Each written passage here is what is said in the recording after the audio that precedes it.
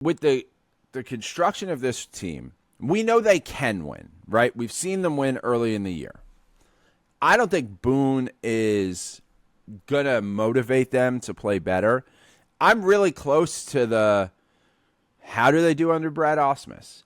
Like, do we get like a Robbie Thompson type Philly situation? Like, Right. we haven't, it's been a long time since we've had that, you know, a little more than halfway through the season shot in the arm. Oh, the guy's rallied for Brad. And then if not, you go get Mattingly in the offseason. It's what you're going to do anyway. Well, so the fact that Boone is technically a lame duck because this is the last year of his contract is telling, certainly.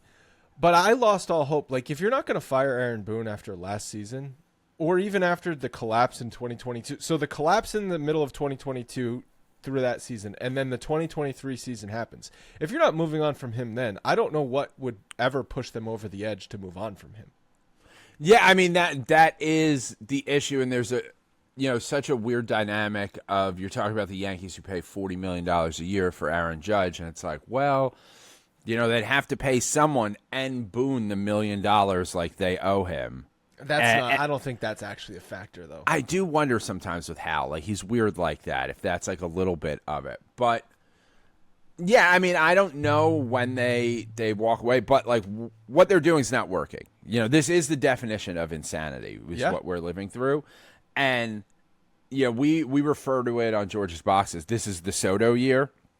Everyone acts a little differently in the Soto year. We thought Judge in April, we thought he was injured. We thought he had some kind of like nagging injury that, hey, I'm going to push through because this is the Soto year. And Soto plays every day. I think that has a rub-off effect. Yeah. Cole is not going to have surgery. He's going to do everything he can to come back because it's the Soto year. If Soto wasn't here, maybe some of these results are different. But it's the Soto year. I think you got to do something drastic because Soto's really enjoyed playing in New York. The fans have been great to him. He's playing well.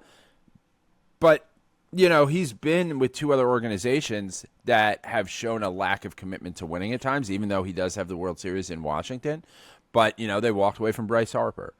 I think that the organization needs to do a little bit more because while they're not going to sign midseason, like the contract negotiations have started by the way fans act every day, the way the trainers work. Every interaction he has when he walks in that stadium is part of the contract negotiations. And Hal went on a freaking podcast like a month ago talking about how he'll have a conversation with his agent now if he wants. Yeah, that's never going to happen. Scott Boras is because what you offer him, I don't even care how many years you go, whatever it is, $600 million. Okay, that's the floor. That's in a closed market. Now, if we open up the market, let's see. Yeah, he's never going to sign. I think I said it's going to be a 15-year contract because he's 26 years old. Yeah, I'm fine. He's my 26-year-old idol. I look up to him as a 39-year-old man. So I get your point about let's try and fire the manager and see what happens. I was having this conversation with my dad this past weekend, too. He's like, you have to try something different. Like, you need a spark.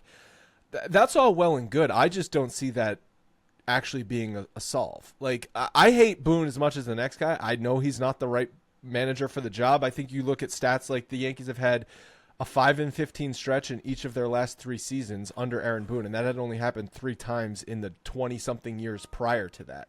I think there's a reason for that. It's because Aaron Boone is not the right guy. For whatever reason, the team goes through these stretches, and his mentality, his managing style is not able to snap them out of it quick enough.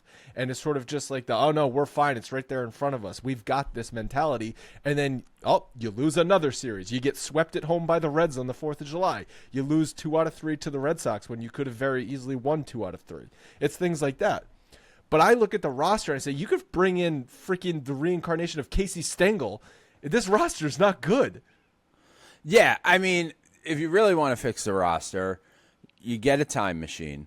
You go back a couple of years. I said in, I think it was 2021, that Hal could hire someone to kill Stanton, cop a plea deal, and he'd be out of jail before we were out of that contract. So I mean, we're paying Aaron Hicks $10 million. We're paying Josh Donaldson $6 million to not play for us. Next year, we're going to pay Rizzo $6 million to not play for us. There's a lot of bad contracts that are still hanging out there.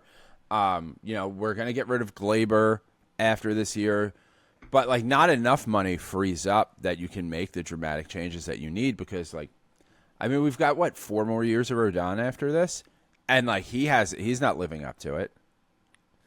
No, I mean, you look at what this roster needs right now. You could objectively say they need a first baseman. Maybe Ben Rice is a first baseman for this team for the rest of the year. I don't freaking know. He's 50 major league at bats. We need help at every base. All the bases and the plate. All the bases and the plate. And 3 bullpen arms and another starter. Yeah.